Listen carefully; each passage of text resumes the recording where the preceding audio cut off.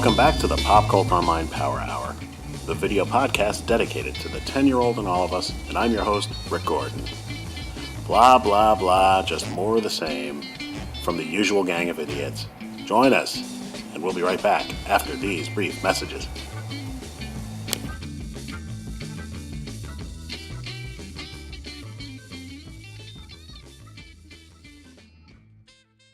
For always knowing that we love Jell-O pudding, here's to Mom.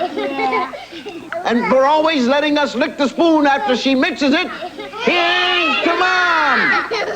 And for not getting mad at us because we wore Dad's bowling shoes into the bathtub, here's to Mom. Kids love Jell-O brand pudding, and since it's probably on your shelf, why not make some tonight? Here's to you, Mom.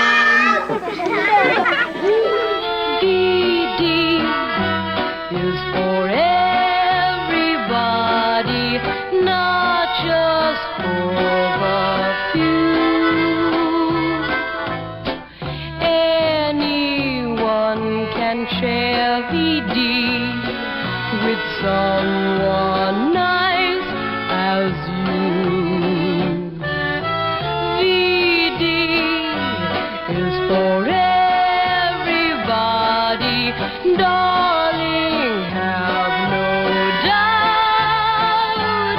that anyone can get VD.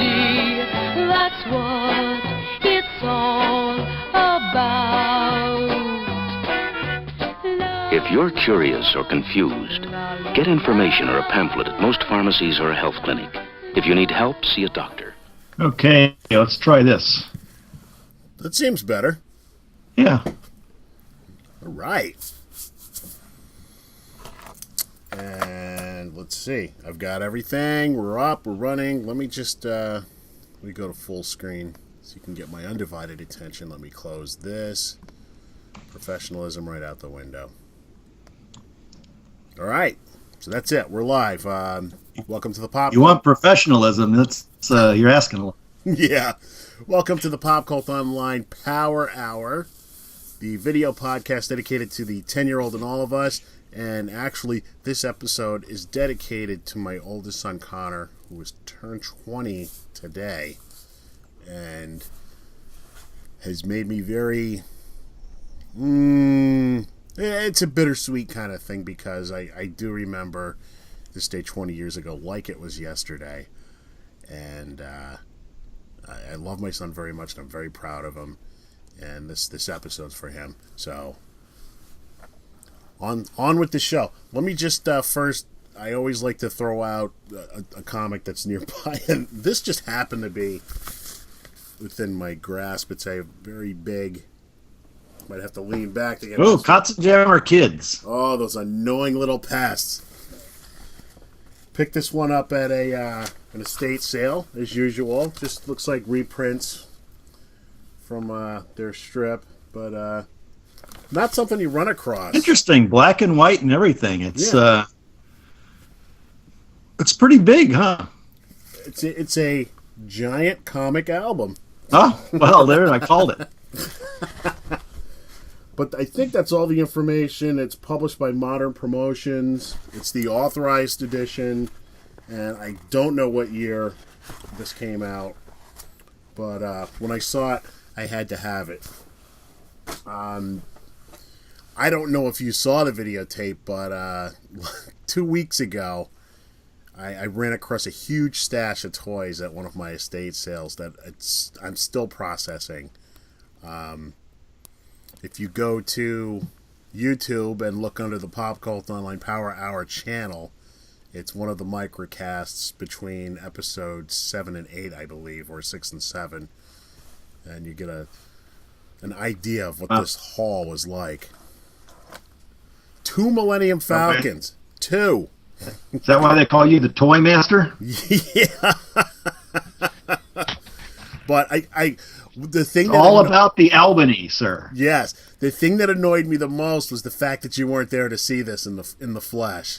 Because if you were in Los Angeles, you would have been elbowing your way through 14 toy and comic shop owners who were all there swarming all over it like flies on a rotting corpse.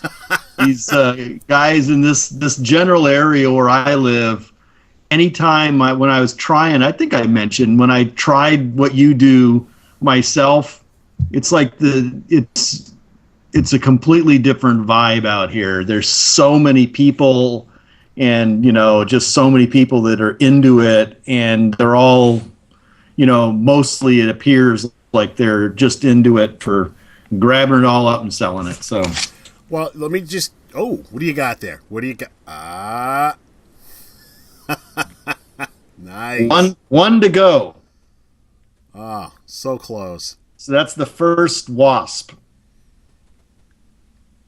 Now, It's actually a pretty good story inside that I reread when I got it. He like actually implants little cells in her shoulders so that right. the wings grow. Mm-hmm. But he also implants stuff so little antennae come out of her. So those antennae that are on the Wasp are supposed to be actually grown out of her like the wing, not just part of her helmet. Yep. But I think they dropped that pretty fast because it's kind of gross. yeah. Because I don't recall, in like later days when you see the Wasp, she doesn't have antennas. So I don't know if they like gouged out those cells with a spoon or what. But, she kept the wings, but they only grow when she shrinks. Mm-hmm. They're activated by the shrinking process. Something weird happened this week. I've been thinking a lot about the Avengers. I don't know why. It may have been precipitated by the Fantastic Four trailer that I saw, but I guess the best way to describe it, I've had a crush on a run of Avengers. You ever get that? You get this little crush on a run of books, and you read through it, and then you just move on to something else. It's kind of hard to describe. I have crushes on everything, it's just. But there's something about the Roy Thomas Avengers. run, the Roy Thomas run, and just the ridiculousness of Goliath. I was just totally enamored. The Clint Barton one. No, well, that's almost as ludicrous as the Hank Pym version. Not Giant Man, just Goliath. Yellow and blue Goliath. Oh, okay, yellow and blue Goliath, not bizarrely male stripper looking Giant Man or Goliath, whatever Clint Weird Barton. harness on Goliath. Yeah, that weird red harness he used to wear. You put a pair of assless chaps with that, and you could have an alternate career. What is it about becoming a giant in the Marvel Universe that makes you wear the worst costumes? Remember Black Goliath's costume? Didn't he have like a cutout over his stomach? Yes, you or can see something his crazy? six-pack. Yeah, it's like, okay. The other thing I was thinking about is something I've wanted to ask you for a long time. Now, we both got into the game around the same time and had similar experiences in terms of books, like, the hit and miss of the day. Now, as we all know, I started with Spidey 121, Amazing Spider-Man 121. You had missed that issue. What I wanted to know is, when you think back, now that you've got all these books, do you think that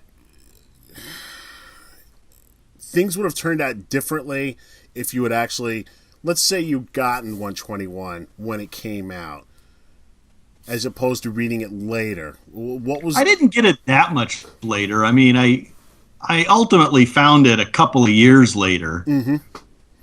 Do you think that changed your opinion of the book? Not really, because remember back then they also had continuity, right? Mm-hmm. Oh, yeah, true.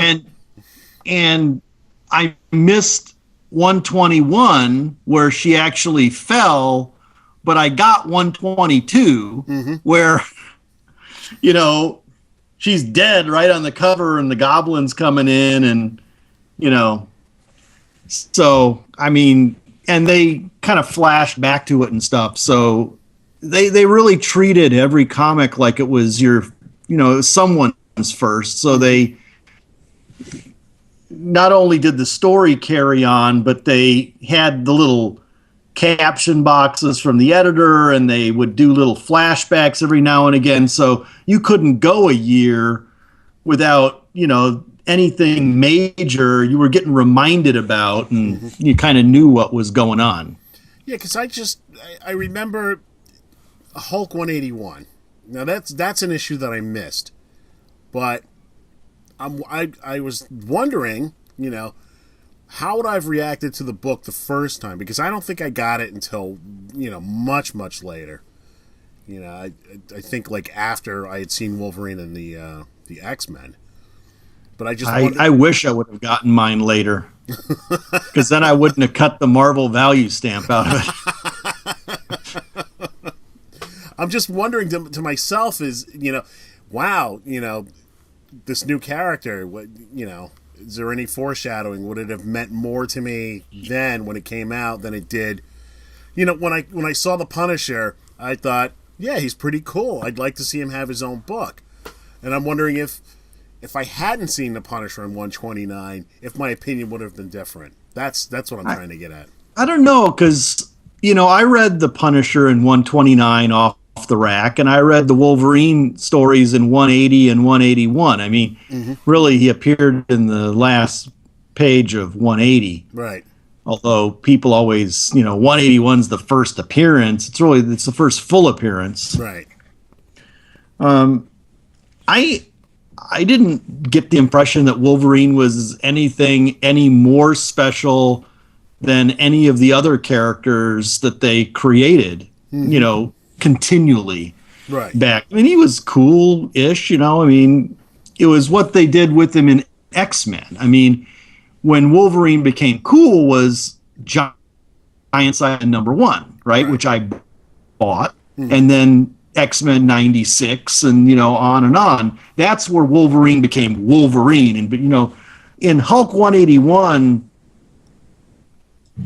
he was another just costume character who was fighting the Hulk. It was just like, I thought Moon Knight was cool when I saw him in that issue of Werewolf by Night. Right?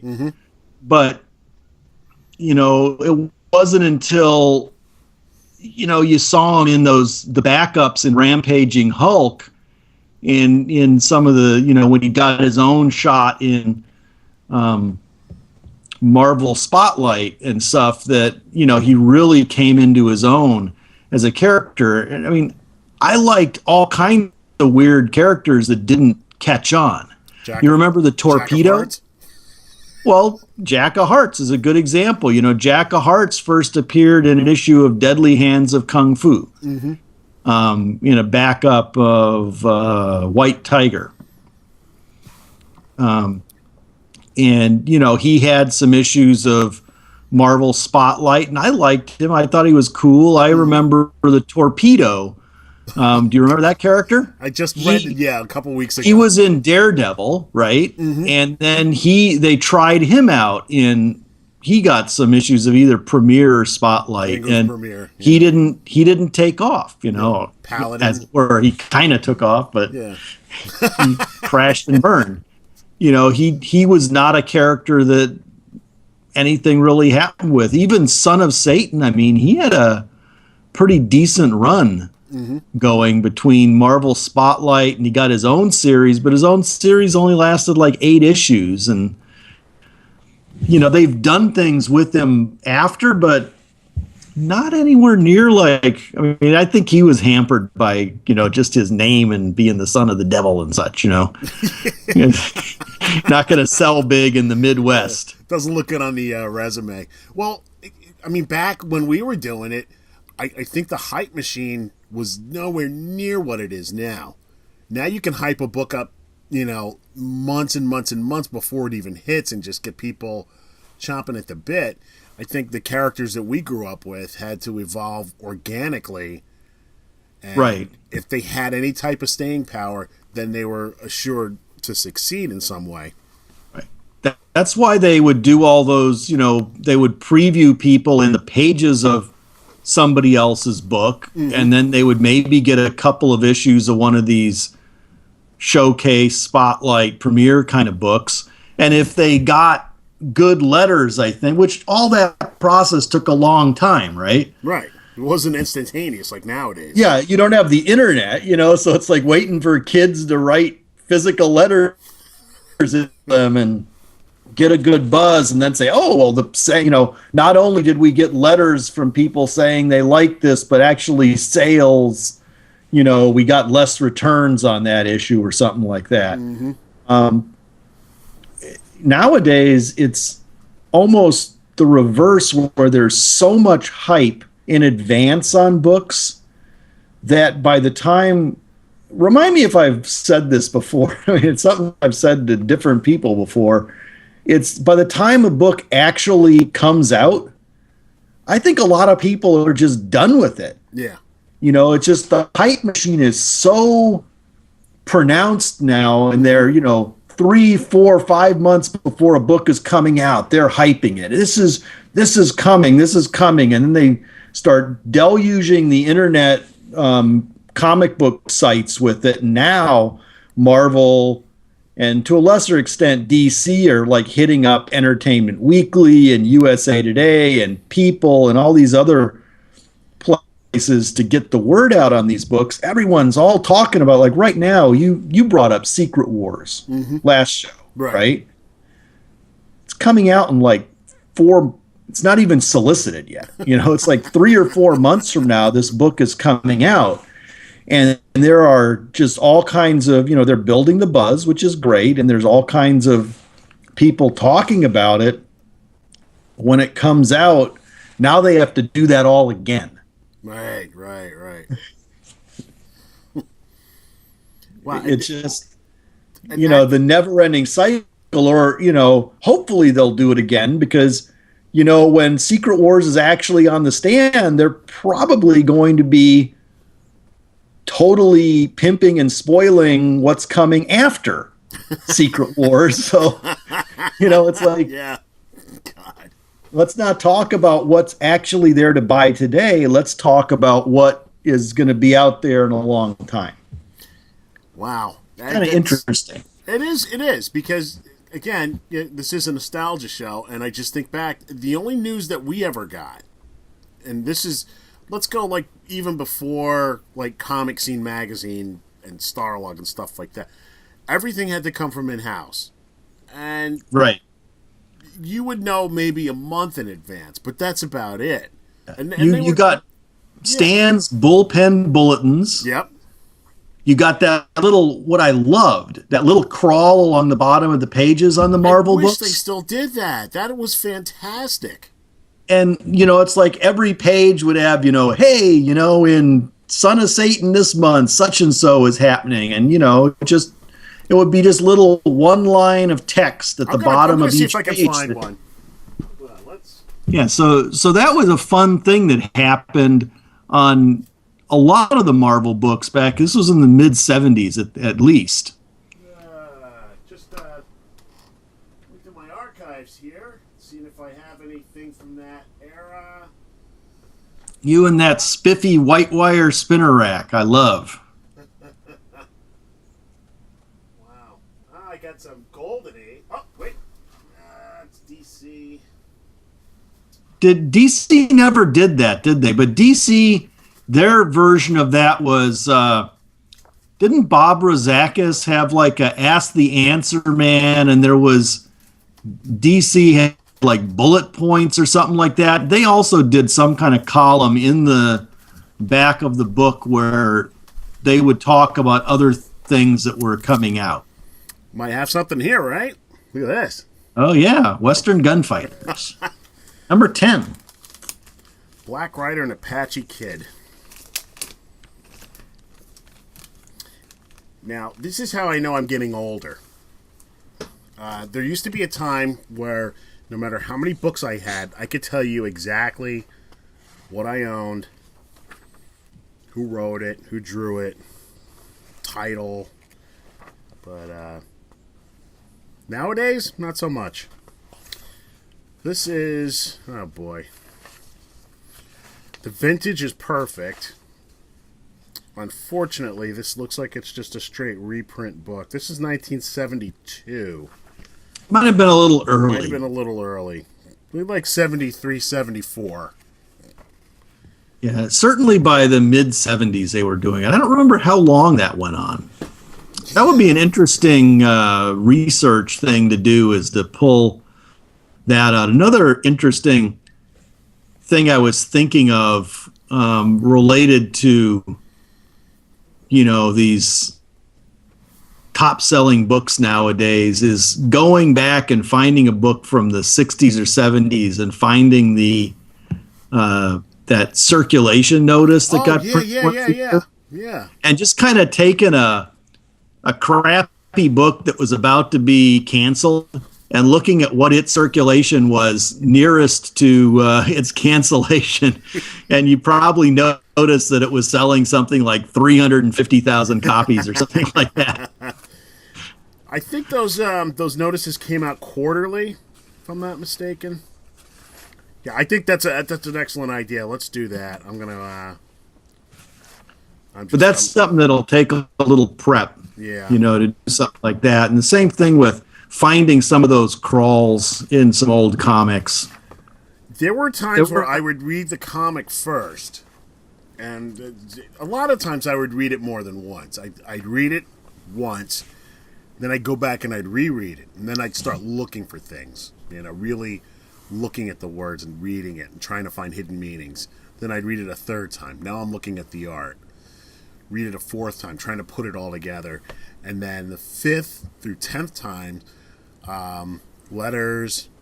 I scanned every single ad, because they had those little, not the full page slick ads that you had nowadays.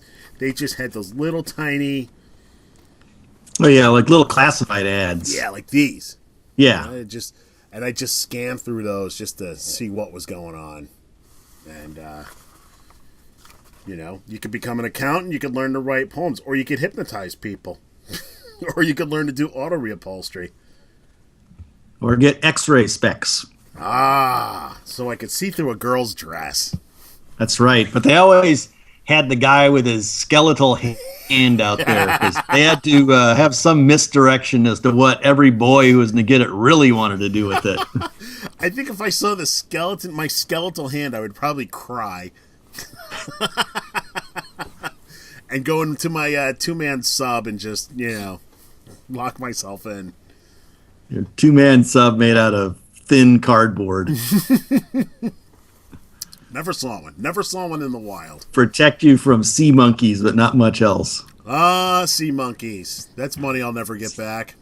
Those sea monkeys were having a good time. Yeah, they look like it. And the sad part is I was quite old when I ordered them. I was well into my teens. And, hoping I don't think I ever actually ordered an item from out of a comic book. I always had an eye on those, 1,000 Trojan soldiers for, $1.49 or whatever it was, or Civil War battle, cowboys and Indians, whatever kind of thing. I always liked that Roman soldier one that they did. That one really would catch my eye, but I never pulled the trigger. I think I might have sent in for, the guys who sold comics, and they would send you the, the price list. Right. If you send them, I don't remember, you send them a stamped, self-addressed envelope, maybe with like a dime or something.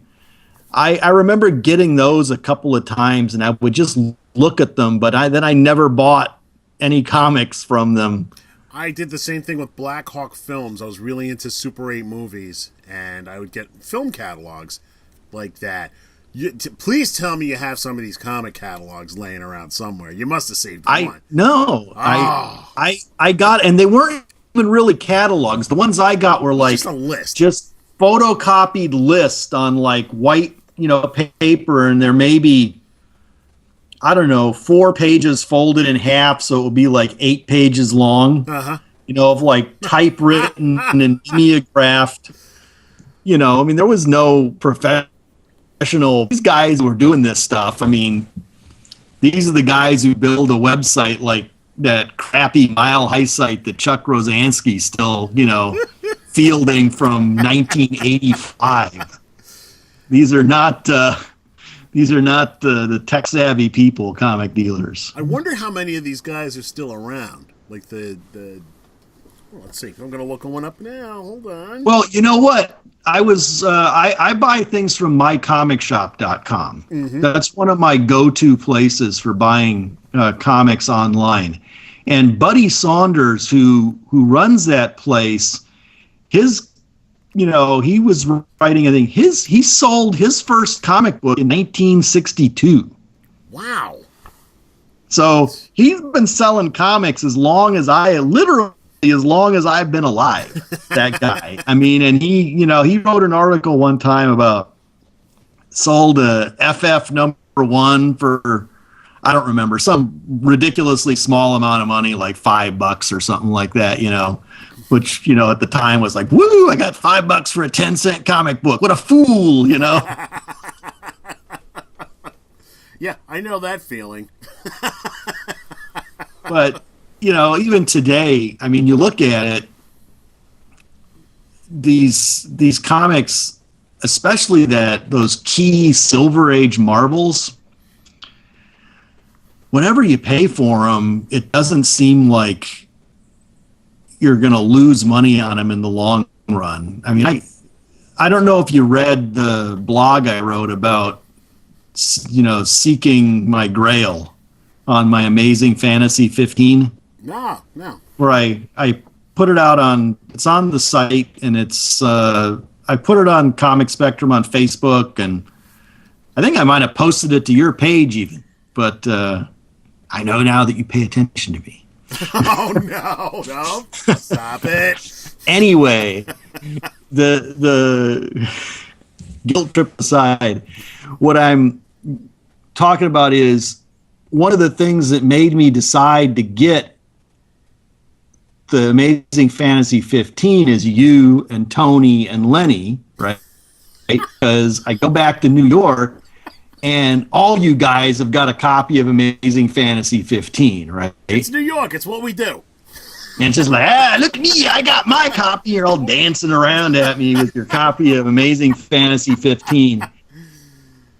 And, so I'm like, man, why am I the only guy who doesn't have an Amazing Fantasy 15? But then on top of that, I saw some articles about, the prices just skyrocketing on a lot of those things because the back issue market for key early Marvels is outperforming the stock market. Wow. And the reason, I think it's kind of like a circular kind of thing, but you got a lot of Wall Street types and investment people who are buying these key Silver Age books up like their stocks, and they're adding them to their investment portfolios. Mm-hmm. And as a result, that's self-fulfilling prophecy, because as they take more and more off the market and they're paying for them, the prices keep going up. Huh. But then I went and so I started looking for my copy, and I detail the whole all the research I did and everything in the blog. But the one thing that's important to this particular anecdote is that ultimately I was getting a hold of dealers online to try, line on people who, might have one to sell me. And a lot of the dealers just, I don't have one right now, check back in a couple of months. And this guy at SoCal Comics, which is in San Diego, about an hour from me, Jamie Newbold is the owner down there. He's got like 3 or 4 copies on his website, and they're all not for sale. And I'm like, what's up with that? And I sent him an email, and I was like, I'm investing in, these are part of my retirement fund, So I drove down there with my wife, and we talked to him. And this guy, I mean, he owns this, he is buying these books up, and he's keeping them as investments. And he's got, Hulk #1, CG, they're all CGC'd, of course, Right. And, it's just the bottom line is that these things are not going down. So whatever amount you pay for them, and they're very highly traded, because as I was watching and trying to find mine, I mean, the day doesn't go by that there's not a couple of them in various conditions going up for sale. So it's pretty heavily traded, and the price just keeps nudging up, and That's No, kind it of just- scary when you think about it, because there's got to be a real finite number of decent copies out there. I mean, these like any of these books, they're just there. They're yeah. If A lot of them are kind of like circulating around, but I mean, you look and it's like even totally beat up copies, like 1.0 copies are going for $1,500 or just or more crazy amounts. And, wow, they are, it's a hot thing. So anyway, I kind of bamboozled Janine into letting me buy mine because it's like, well, no, here's but what you it's should've kind of done. like, Honey, your if birthday's something coming up. happens, I can sell it. It's just, you get the money back. I mean, it's not even that particularly hard to get the money back on. Oh, right. So you should have told her, Janine, I know it's your birthday, and I know you really wanted this book, so I bought it for you. Oh, you don't want it? Well, I don't want to have to return it, so I'll just keep it. No, see, that's what this one. Wasp. The Wasp. There you go. I don't know if modeling my marriage after Hank and Janet would be the way to go. Unless you want to, well, never mind. Never mind. That was supposedly accidental. He slipped, and she fell. No, I mean, the shooter tells an anecdote that, like, it wasn't shoot somebody. It's like, it wasn't supposed to be like full on wife beating in the in the script. It was like kind of vague, and the artist drew it that way. Wow. I'd have to look it up. I seem to recall something about that. I think the art wasn't that Alan Weiss that did the art then.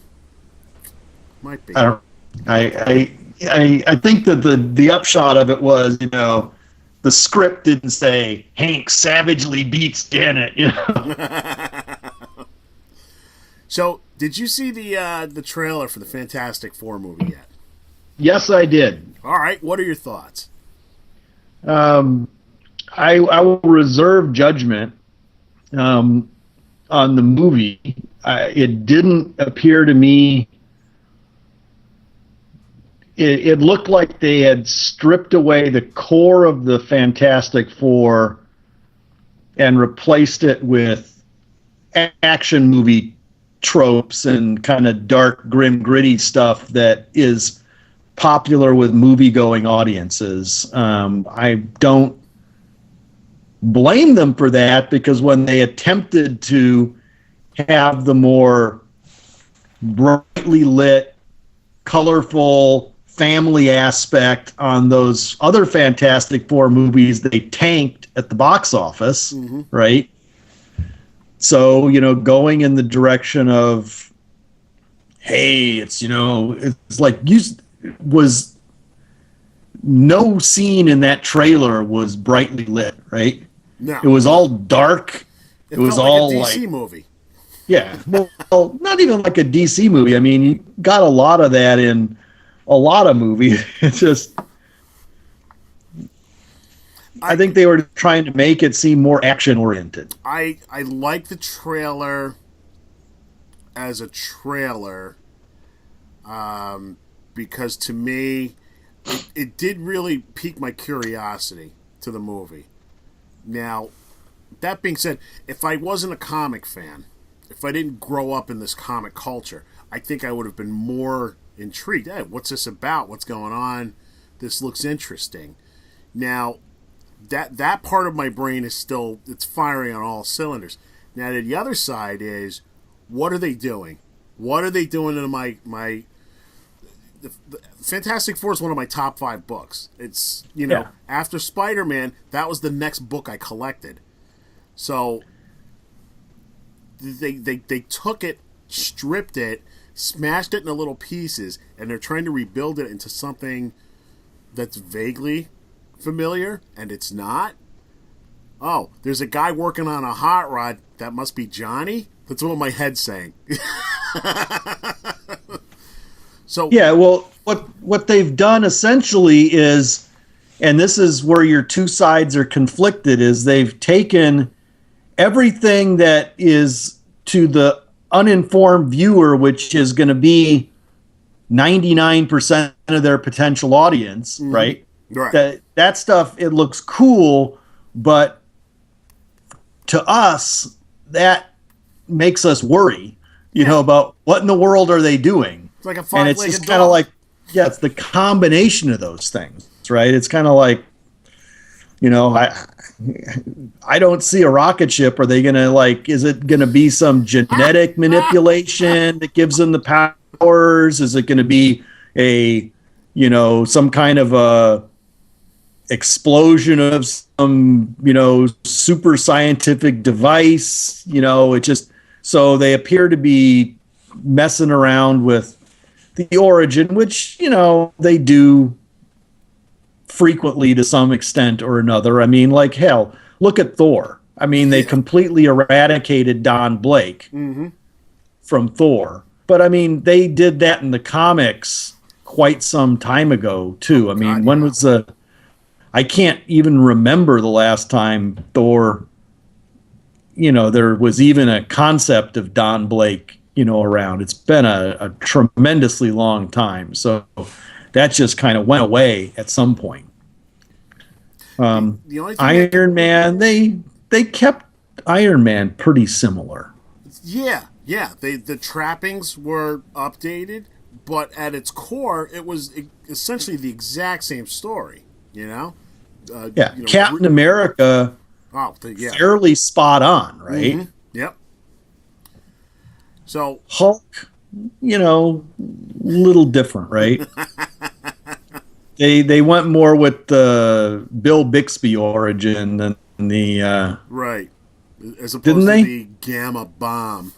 Yeah, it's all like it's in a lab instead of, you know, him out, because I guess they don't really blow up giant above ground bomb tests like in the 60s, right? Which is not a bad thing. Right. The thing that could save this movie is I will overlook the unique casting choices if they can nail down the characterizations. The best Fantastic Four movie that I've ever seen was The Incredibles. And, you know, everybody knows that. And their powers didn't line up, but you knew that's what it was. You know, at its core, it was all about family. So if they can nail the relationships and the family aspect, I can kind of overlook the casting and maybe some other aspects. Like you said, I really want to see a rocket ship. I mean, even in the other movies, it was a space station accident. I want to see a rocket ship. I want to see these guys steal a rocket ship from wherever and then come crashing back down to Earth, and Ben just losing his shit, just going nuts, and then Reed having to calm him down and, you know, take the story from there. Right. And that they messed with that, you know, a lot in the movies from Fox. Fox did those? Yeah. Because that was the same thing, you know, it's like they came back down to Earth and they didn't change right away, and they're like in different places, and the powers manifested in a different way. There's a certain thing to it, but I mean, I don't know that you gain a lot by not doing that. Right. Other than, you know, there are certain changes that you make because they don't work from a storytelling perspective. Mm-hmm. And there are other changes, I think, that get made because somebody making the movie feels that they have to put their fingerprint on it. Yeah. Right? Venom. And the former is good and the latter is not. Mm-hmm. You know, it's just like Iron Man.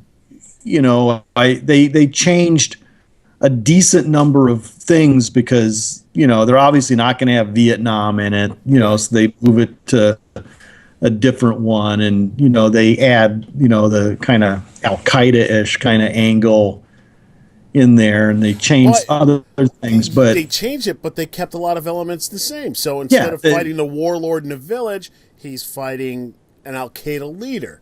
So it was all there, and that was some of the geek out moments that I had. It's like, wow, that's different, but that's exactly the same. Right. He's shooting a flame out of his hand just like he did in the comic. That's amazing. Barkeep, what do you got that's real good?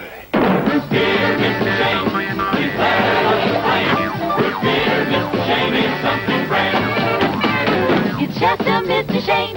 Its foam has made its name. No finer draft root beer in the land. Draft root beer, just one of 14 great Shasta flavors. It's no finer draft root beer in the land. Shasta, no finer draft root beer in the land. Like father, like son.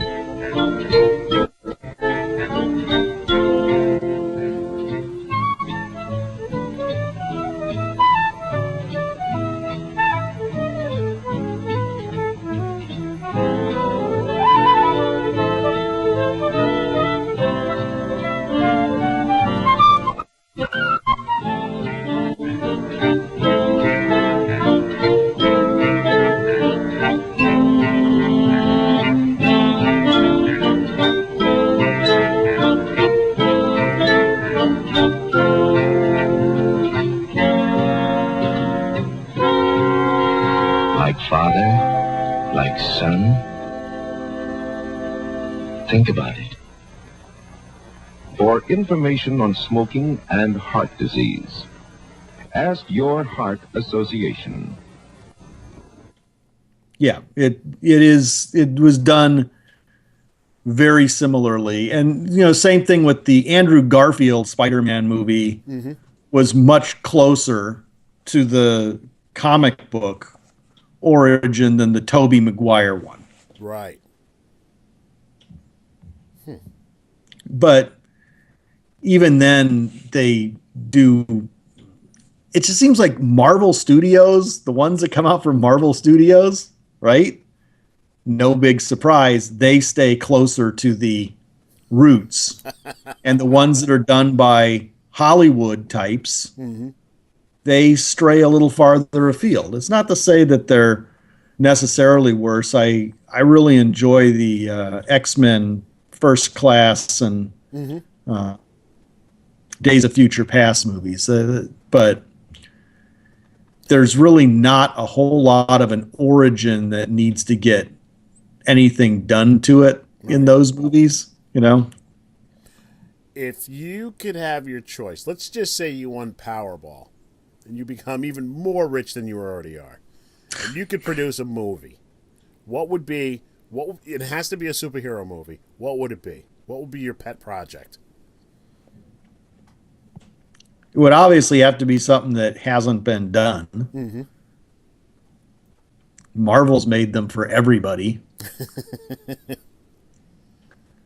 If you say Dazzler, I'm just going to disconnect you. No, I mean, I would like to see Green Lantern done right. All right. And by done right, I mean done like Iron Man, in that it would be closer to the of the comic, but updated where necessary. Right. Yeah, obviously he's test flying modern jets as opposed to and also jets. You want to take out some of the I wouldn't necessarily, actually you could leave in the vulnerability to yellow, except do the parallax thing, but do it right and not the way that it was done. I mean, but they've already done Green Lantern, so then you're just rehashing the same thing. They've already messed it up. Have you watched the Flash TV show at all? Yeah. DC on TV does far better, in my opinion, than DC in the movies. because I by think that far. they don't seem to think that they have to go so ridiculously large or something. I mean, but if you look at the Flash and his origin, you know, they changed some things. They took modern elements, you know, they pull in, you know, his mother was killed. I mean, that was not in, you know, Right. any of the original stuff, but it became part of Flash lore and it's there. But, you know, they did the instead of it being a random bolt of lightning, they had it be that accelerator thing happening, you know, that blew up, you know, but it still had that shelf of chemicals broke and I got a splashed on, chill when right? I saw that. I Yeah. thought that was awesome. Yeah. And you know, they did a lot of things that they kept it, I think, you know, kind of, and they changed lots of things, but they changed things. They made it work. You know, he's living with the detective, and Iris is very different than Iris was in the comic, right? And there's a whole different dynamic, Completely you know, different. about Yeah. as far as you can go without making her like a dude or something. But you know, it's like, but it works, And right? it's fun. The Yeah. key thing is that show was a lot of fun, which really you don't get fun with DC's properties other than their animation. I just watched Assault on Arkham the other night. Uh-huh. What a fun! This movie made me want to go out and buy up Suicide Squad, a book that I'd never even thought about before, had no interest in. But seeing that animation, excellent directing, good animation, great story, unbelievable. Me and the boys watched it, and it was great. It was a lot of fun. You know, it was good. And I have not watched a DC cartoon movie in really, years. they are so good. DC knows what they're doing in terms of animation and TV shows. They just can't seem to get the movie thing going. I mean, they're putting all their eggs in just a very few number of baskets. Superman, Batman, they need to branch out, take their lumps where they can. You know, if you're going to experiment, don't experiment with Green Lantern. Get a lesser character. You know, make a big screen version of the Demon, you know, or the Forever People. Something that's not going to hurt you, you know? Yeah. And then just take it from there. Think about it. None of this would be happening if it wasn't for the Blade movies. And there is a character nobody really knew about. Throw it out there, see what happens. Hey, it did all right. Okay, let's make an X-Men movie. We'll try it and see. Boom, success. And then it just kind of steamrolls from there. But if I had my druthers, they're going to do a Black Panther. Yeah. Marvel's doing. Yeah. That's a tough one. I would like to see a Defenders movie. I don't know that they'd be able to do a Defenders movie until they, you know, like, if they wanted to go into the Defenders franchise, they'd have to wait until they introduce the individual characters, because you don't want to be just introducing the characters in a movie, right? You know, it's like they were very methodical about doing Avengers. And the problem with Defenders is you don't have Silver Surfer. I guess you could skip him. Go. I just go Namor, Hulk, Doctor Strange. Yeah. I mean, one we've already got established, and he would be the one to pull people. Well, they're doing a Doctor Strange movies in the works right now. Oh, well, there's 2 out of 3. Yeah. So, and they must have, I don't know, I don't have it memorized, but they've announced their slate of movies out for like the next 10 years. Yeah, long after we're dead, you and me. We'll never see the end of this. Well, it's a good thing, right? So what one would you make? Wow.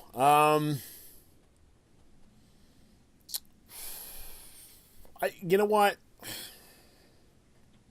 I really want to see a good good version of Howard the Duck. But I don't know if there's a writer, because there's only two writers that can write that character. That's Bill Mantlo and Steve Gerber. And, you know, what are we going to do there? I think that since they've established Howard at the end of the Guardians movie, and it was not to me a compelling take on the character, I think Howard is dead to us at this point. Maybe they'll put him in, but I can't see that character carrying a movie. I think Rocket and Groot could carry a movie. Yeah. You know who would be cool to see is Power Man and Iron Fist. What do you think of that? Done right. That would be a lovely little franchise, because I would start each of them in their own movie, and then have the third leg of that trilogy would be the two of them together. Yeah. And, the cast of characters you would have would be amazing. You could bring in, the White Tiger. You could bring in, Daughters of the Dragon. All kinds of fun people. But you know what I'd really like to do? One thing that nobody would do. I would like to do a superhero movie as a period piece. Like, if I was going to do Power Man and Iron Fist, I'd like it set in the 70s. That would be cool. That would be awesome. The other movie I would love to do, I would love to do a Green Arrow, Green Lantern movie. The two of them back in the 60s. I think that would be awesome. Just a conservative Hal Jordan and liberal loudmouth Ollie, just traveling the country, getting into situations, commenting on the, social mores at the time. But Spiro Agnew making a guest appearance. Yeah. But that'd be perfect for you and me. But, somebody like my son is like, what? You wouldn't get it. You They wouldn't get all could the Nixon maybe do a jokes. 70s Power Man and Iron Fist. So that's the thing. You got to look at what's been made. Yeah. Like, you can't touch Green Arrow anymore. You can't put a beard and a, Robin Hood hat on Green Arrow anymore because of the TV people. show. It's just he is now A hunk. that, Steven character kind of pretty much that's it, right? What do you think of Legion? I think that's a great idea. I never really read that much of it, but the core concept I think is fantastic. You would have to switch it up a lot of the core Legion stuff from way back when. It wouldn't play to today's audience, but I think especially some of the updated versions and, having them be, more 18, 19-year-old teens and, early 20s kind of group and setting it in the future and all that. You could make that could work. Yeah. Well, I'm just looking around trying to get some ideas here. You know what? I would like to see a Sergeant Rock movie or a Haunted Tank or any, Unknown Soldier, Enemy Ace, any of those books. Howling Commandos. They're Peggy Carter. You've been watching Peggy Carter? Oh, great show. Fantastic. So the Howling Commandos are on next week's episode. They're not the Howlers unless Nick Fury is with them. I don't care what Marvel says. Breaks my heart when I see Dum Dum without Nick right next to him. Yeah, well, there you go. But that's just me. I'm an old timer. Wahoo!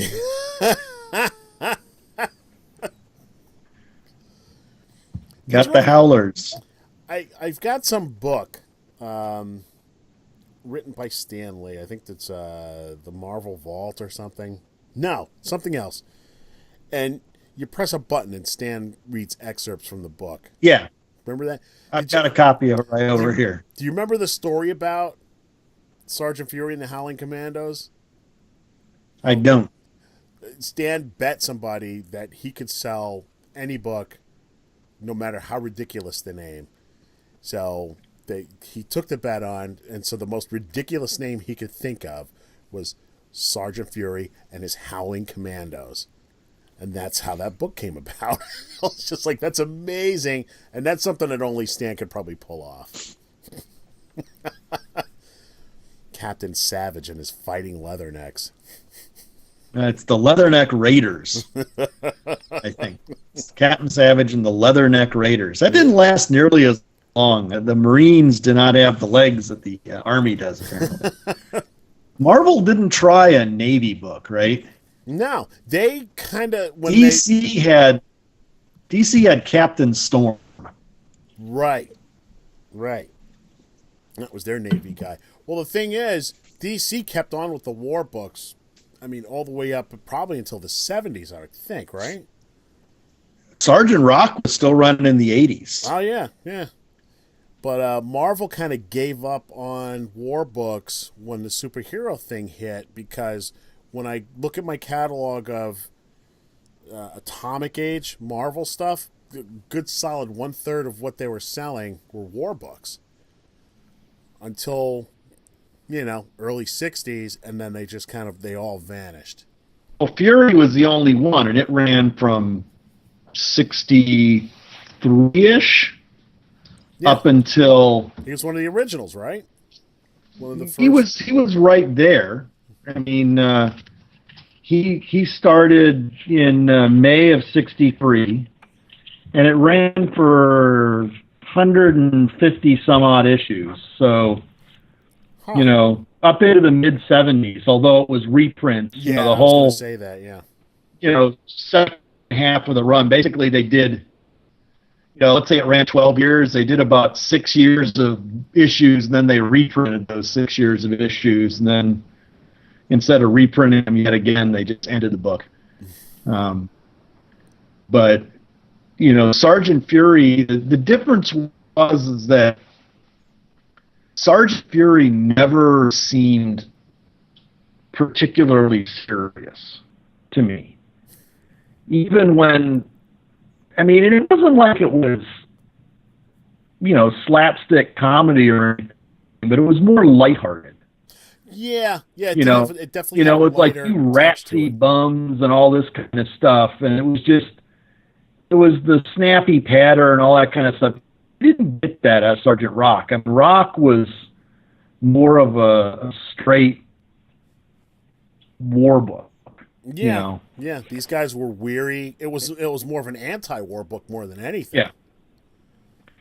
You got like especially the more you got into the 60s, you got pretty much Vietnam soldier vibe off of the guys ostensibly said World War II. Mm-hmm. And to tell any of these stories, it was always like, man, these guys sure got around. It was like they were back stateside one issue, and then they're in France, and then they're in Italy, they're in North Africa, they're all these places. It's like, seriously, somebody's in the Army, they're going down this one path. It's just it's boring though if you just go that way. Mm-hmm. But then I think I used to get a lot of war books from Charlton too, but Fighting Yank. I never read those in the day. How did Charlton books stand up again? Tonal wise. Couldn't tell you because I can't. The only Charlton book I remember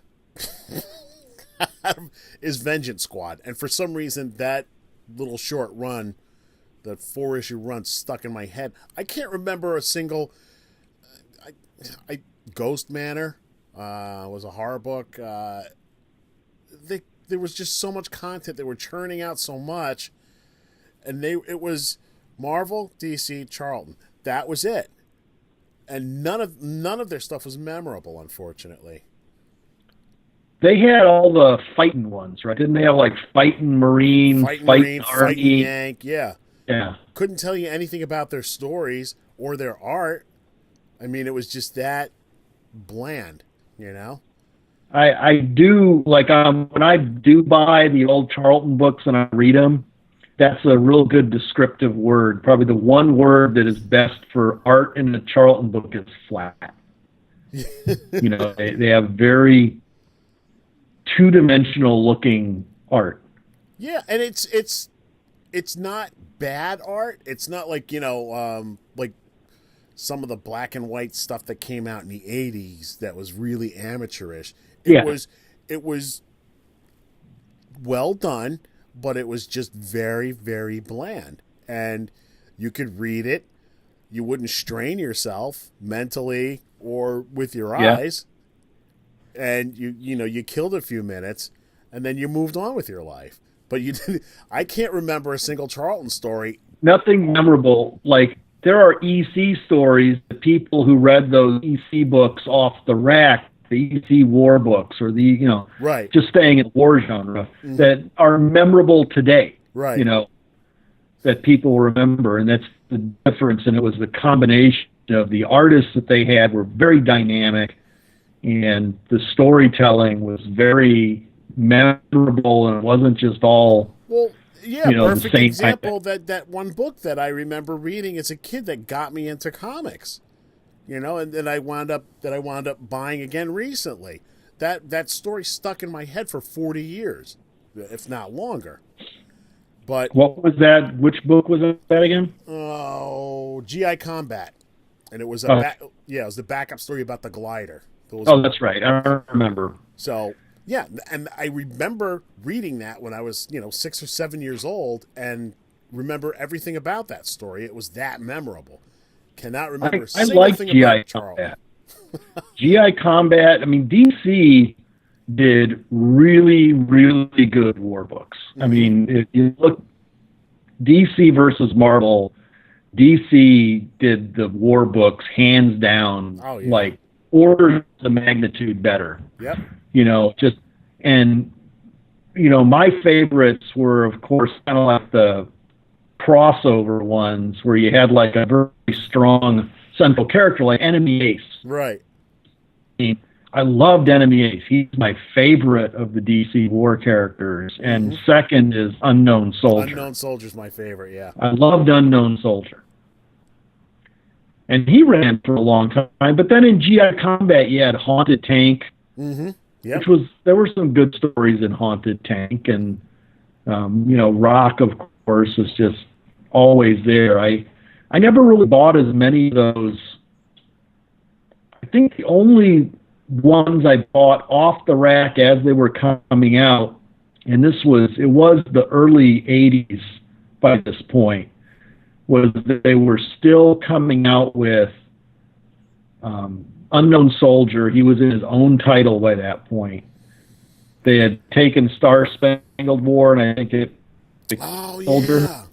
Just like Our Army at War became Sergeant Rock at some point around 300 or so. Didn't they have a dollar comic? And yeah, both of those, like GI Combat and I think GI Combat was the one that went dollar comics. I don't know that Sergeant Rock ever went dollar combat comic. Hey, can we talk about that next week? Dollar comics? Because dollar comics, sure. I just got a chill thinking about it and how happy I was when that happened.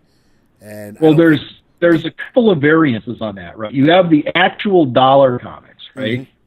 And then before that, you had the every now and again, you'd have those giant-sized square-bound issues just in the normal run that would just go on for 2 or 3 issues, right? Mm-hmm. They're always harder to find, and they were in all the books. There are some Superman ones that are the giant 100-page or 80-page. The Super Spectaculars? There's Batman. Huh? Super Spectaculars? No, I mean, these were just regular issues of the book. Yeah, okay, yeah. I know exactly I think I remember a Batman one, yeah. But I know for a fact, I mean, it was in Batman, it was in Superman, it was in GI Combat, House of Mystery, Flash, all the, I'm not sure, Green Lantern might not happened at that point in time. But I just remember that there was the bigger, they were maybe 60 cents or something, 50 or 60 cents, and they were thick and square bound, and you'd have the main story, and then you'd have a whole bunch of reprints. Right. Whereas when the dollar comics came along,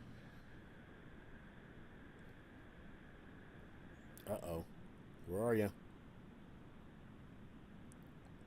Bob? I think we lost him. Oh no. Well, either